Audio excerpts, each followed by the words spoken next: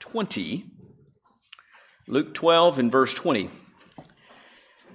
The scripture there says, "But God said to him, 'Fool, this night your soul is required of you.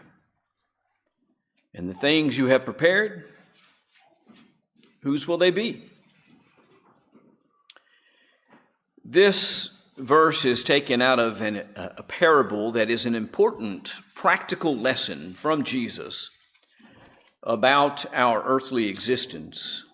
Materialism, our covetousness, is not simply the desire for great possessions. That's part of it, and in certain context, that is the thrust of it. But more generally, this idea is to be understood as an inordinate amount of importance that is placed on this material world and our material existence in this material world. So it's more than just the things. It's the life that we're living here and now. So we might call it here and nowism. That life consists of what we experience day to day on the earth. That life consists of what we experience in the body. That's what's important. That's what matters. That's what I desire. That's what I want to hold on to above all things. As the bumper sticker that was popular in my youth, when bumper stickers were all the rage, "He who dies with the most toys wins."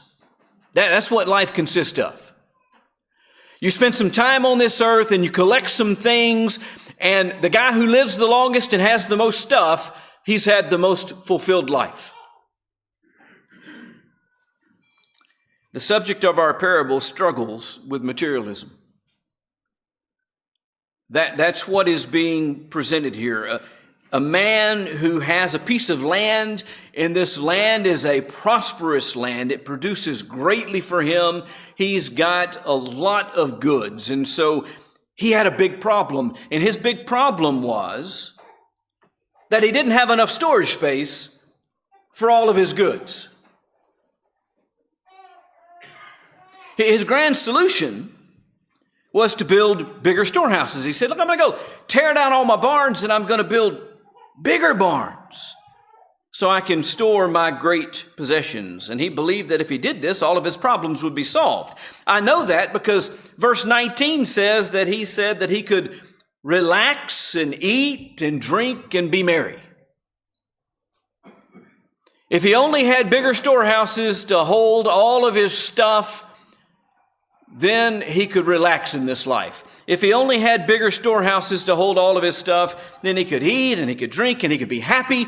All of his problems would be gone. Everything would be solved. Life would be what it ought to be. And what this man had was no vision of his soul. He had no concept or awareness of his sin problem.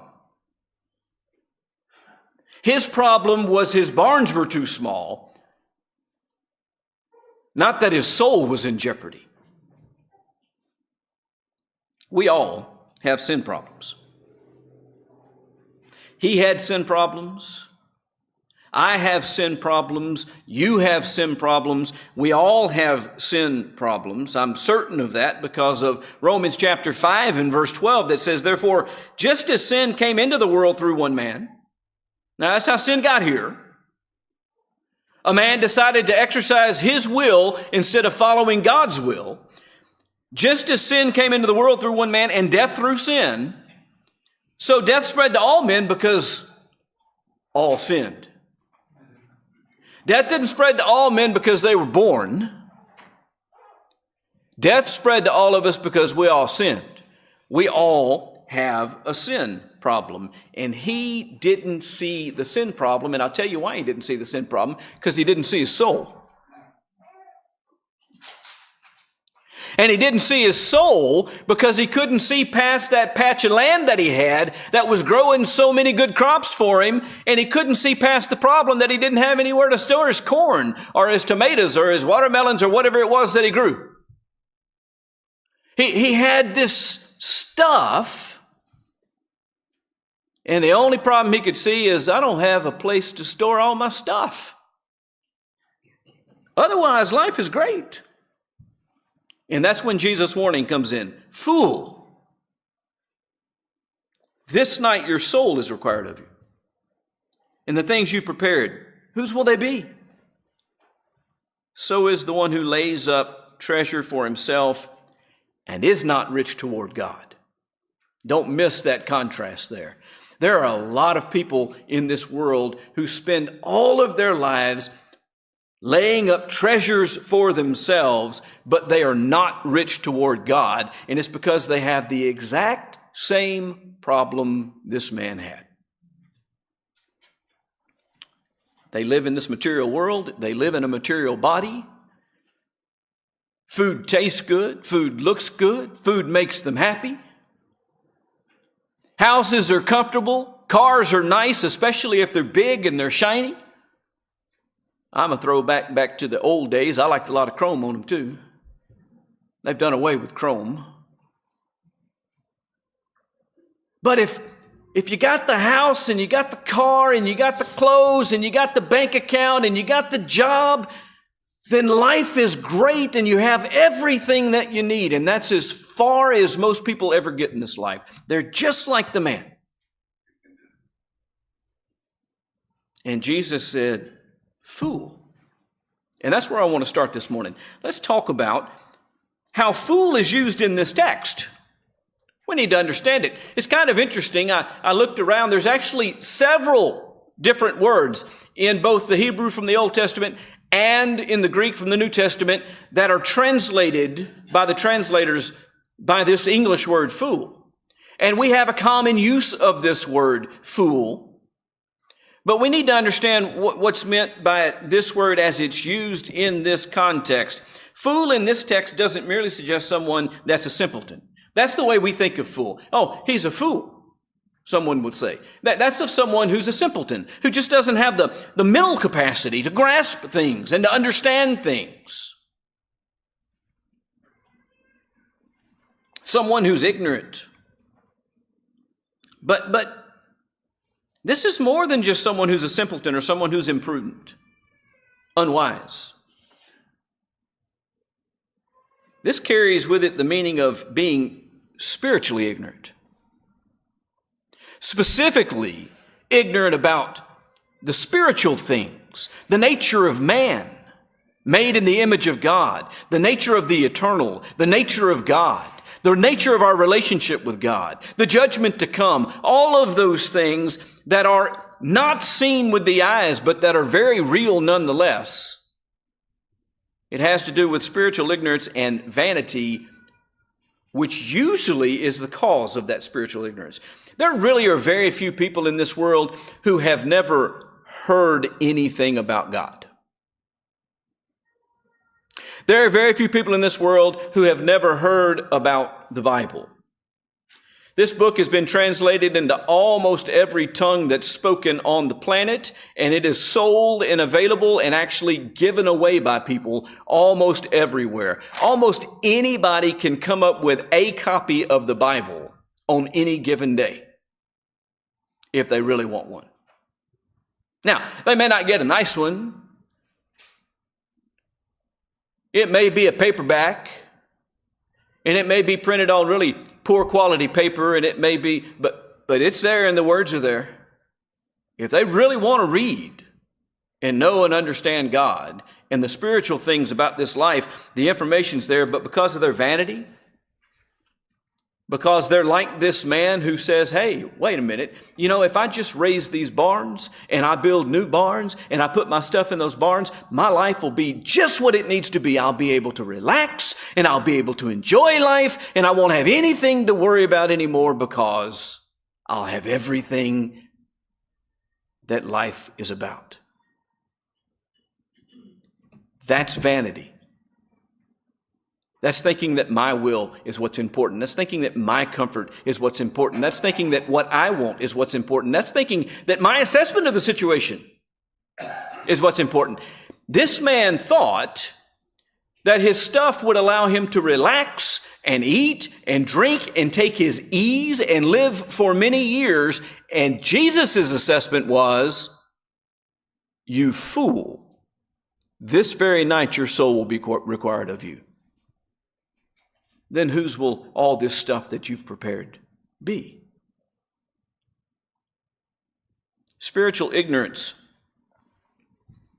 talked about in Ephesians chapter 5 and verse 17, connected with this idea of foolishness. Ephesians 5 and verse 17 says, therefore do not be foolish, there's our word,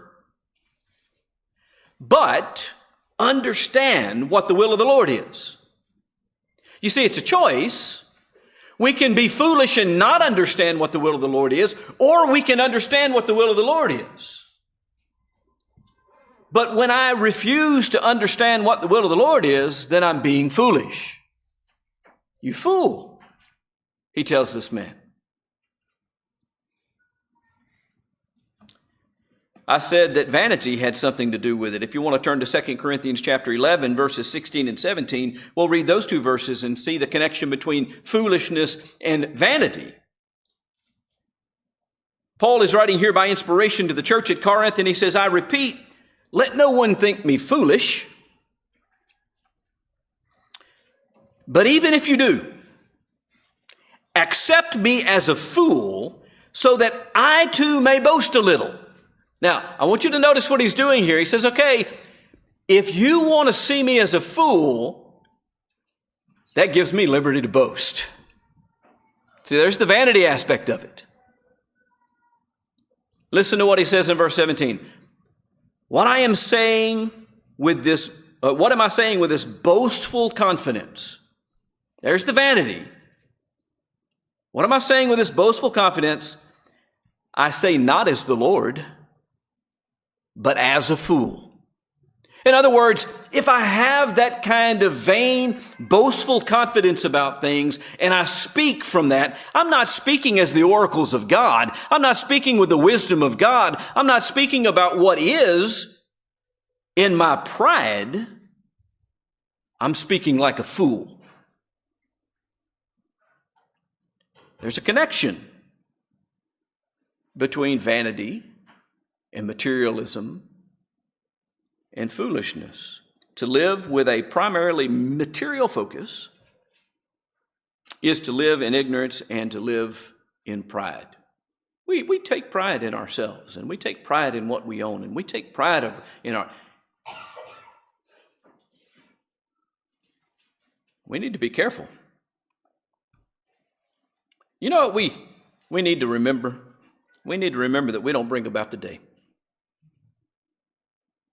Sun came up this morning. I don't remember what time the sun came up this morning. But it did. It came up this morning. I didn't have anything to do with it. There's probably a lot of people that would have liked to sleep a little longer, wish the sun would have stayed down a little longer. Because when it came up, it shone through their window and it woke them up, and they didn't have anything to do with when the sun came up. There were other people that woke up this morning at 4 o'clock, and they'd have liked to have been more productive this morning and have light outside, and they'd have liked the sun to come up earlier than it did, but they didn't have any control about that either. I spent some time in the Pacific Northwest, and the days were really, really long up there when I was there. The sun didn't go down until late into the night, and it came up early in the morning. And I've always been one of those people that just, if the sun's up, I have a hard time sleeping. I didn't get a whole lot of sleep when I was out there. When the sun was still shining and it was 10 o'clock at night, I was going, can't you just go down? But you know what? I don't have any control over that. You know who does? Jesus tells us that the eternal Father, this is a quote, Matthew chapter 5 and verse 45, makes his sun to rise on the evil and the good and sends rain on the just and the unjust. The sun is not ours, it's God's. He makes his sun to rise. He makes it rise, he makes it shine, he makes it set, and then he repeats it all tomorrow if he wants to.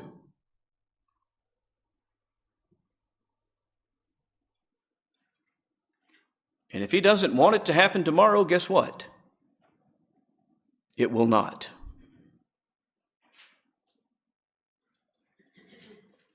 In contrast to that, Proverbs 27:1 says that humans don't know what a day may bring.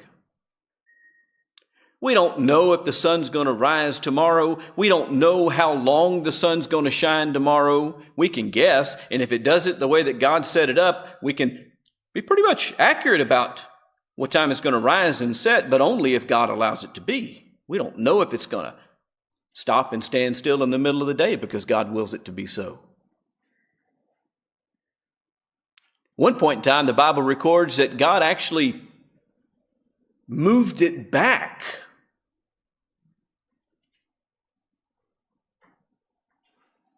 It's His Son. He does with it what He wills. We can't do anything. We have no idea if there's going to be a tomorrow. We don't have any control over whether we wake up in a given day. Everybody in this room woke up this morning. You know something? When you went to bed last night and closed your eyes and went to sleep, you had no idea whether you wake up or not.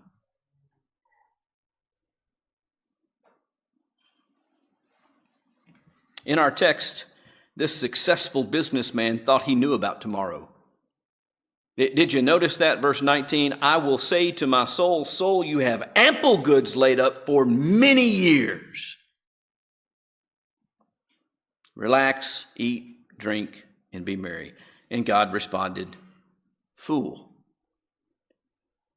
this night your soul is required of you. This man was ignorant and vain. You want to know why? He didn't have any control over whether he woke up the next next day or not. He certainly didn't know whether he was going to wake up for many years.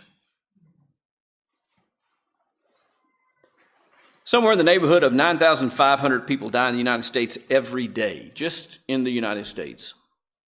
Those numbers vary depending upon where you get and what source you use to get them and what they record as a death. I think that 9,500 number I got from the CDC, if I'm not mistaken. So that is generally how many people die in this country every day. And the data that I could find suggests that between 10 and 25% of those people die while they're asleep. They go to bed and they fall asleep and they never wake up. That means that between 950 and 2,372 people every single day go to sleep and never wake up. You fool. This night your soul will be required of you. And whose will these things be? That's what Jesus asked. This man was going to go to bed and not wake up, and he didn't even know it. He thought he had many years. Heart attacks happen, strokes happen. Surprisingly, a large number of people die from sleep apnea. Who would have guessed? Carbon monoxide poisoning happens, especially in the winter months. People go to sleep and never wake up. Few other things are believed to be the biggest causes of that mortality rate of people while they sleep. Sometimes with infants, they don't know what causes it. So we invented a name for it. We call it SIDS, sudden infant death syndrome, i.e. they died in their sleep. We don't know why. It happens. For whatever reason, the man in Jesus' parable was to lose his life that night. And he was too vain and too ignorant of the spiritual to understand that his material possessions were of no use for his spiritual condition. In the book of James, in chapter 4 and verse 13, starting, the scriptures say, come now, you who say today or tomorrow we'll go into such and such a town and spend a year there and trade and make a profit, yet you do not know what tomorrow will bring. What is your life? You're a mist that appears for a little time and then vanishes. Instead, you ought to say, if the Lord wills, we will live. Now see, that's what spiritually enlightened individual does, realizes that if I wake up tomorrow, it's because God has allowed it to be so. I don't wake myself up, God does. If the Lord wills, we will live and do this or that. As it is, you boast in your arrogance. All such boasting is evil. Thou fool, this night your soul will be required of you. We have to make the most of the time that we are given. Ephesians chapter 5 and verse 15 and 16, therefore be careful how you walk, not as unwise men, but as wise, making the most of your time. You want to know why? Because we don't have any control over the time.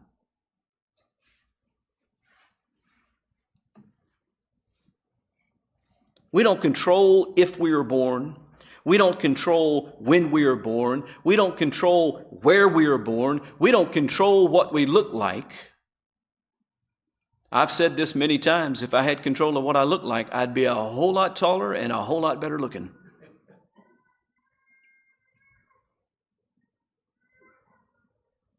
And when I was 12, I would not have had red hair.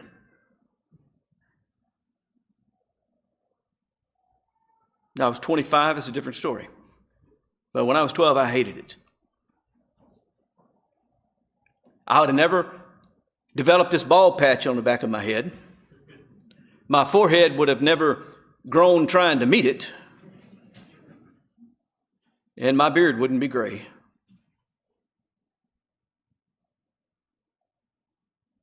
But we don't have any control over any of that stuff. Under ordinary circumstances, we don't have any control over how long we live. If we did, you know what? I don't think anybody would ever die.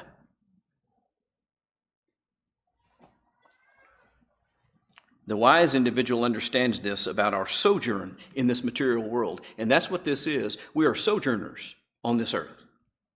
Our material existence is fleeting. We are passing through.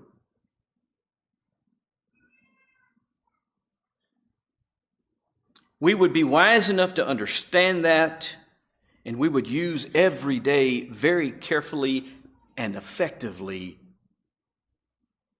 to tend to and care for our soul. Not our body, not our bank account, not our car.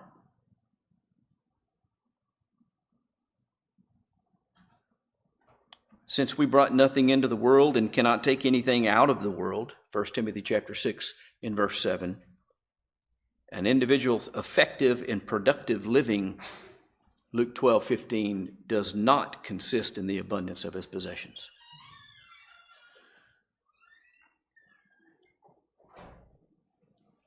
Our takeaways from the observations that we made in these scriptures.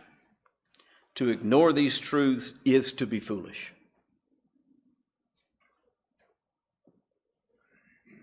That's to say, to ignore these truths is to persist in ignorance of spiritual matters and to remain arrogant and vain. We will continue to say to ourselves, soul, we have much. And life is good, and I can just take my ease and enjoy my life. I don't have to do anything. I don't have to answer to anyone. I don't have to do anything I don't want to do. That is to be foolish. Number two, we have no control over the rising of the sun or the number of days that exist. We have zero control, so don't worry about it. Don't fret over it. And certainly don't spend your life trying to figure out a way to make the number of days last longer, because it ain't going to happen if God doesn't want it to be so. We just don't control those things.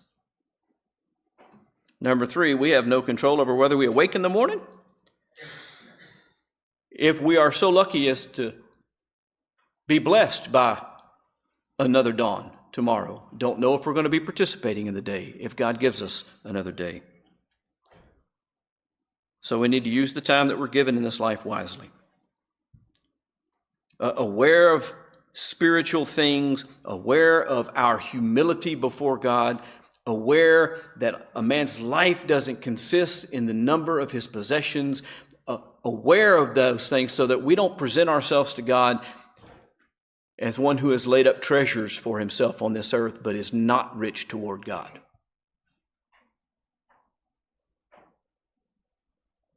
We would call this man a success if we judged him by material standards.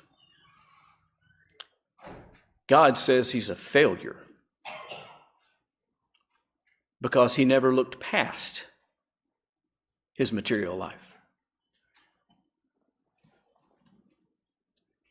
We mustn't waste life fixated on material things. We should be aware of our souls. We should be aware of God. We should choose with Martha and Lazarus' sister Mary. You remember Mary?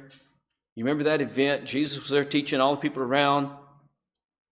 Martha's all worried and anxious about the material things. And Jesus says of Mary that she chose the good portion, which will not be taken away. She laid it for herself treasures in heaven. By the way, Lazarus was a good man and Martha was a good woman. Godly people.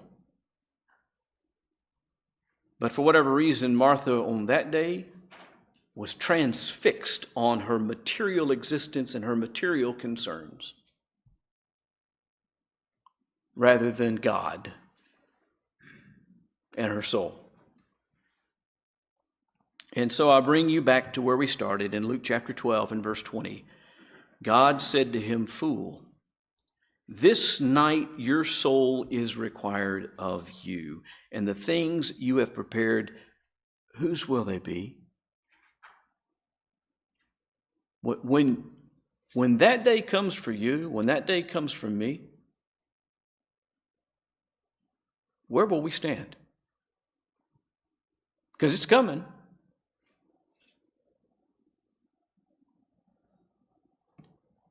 So is the one who lays up treasure for himself and is not rich toward God. Think on those things.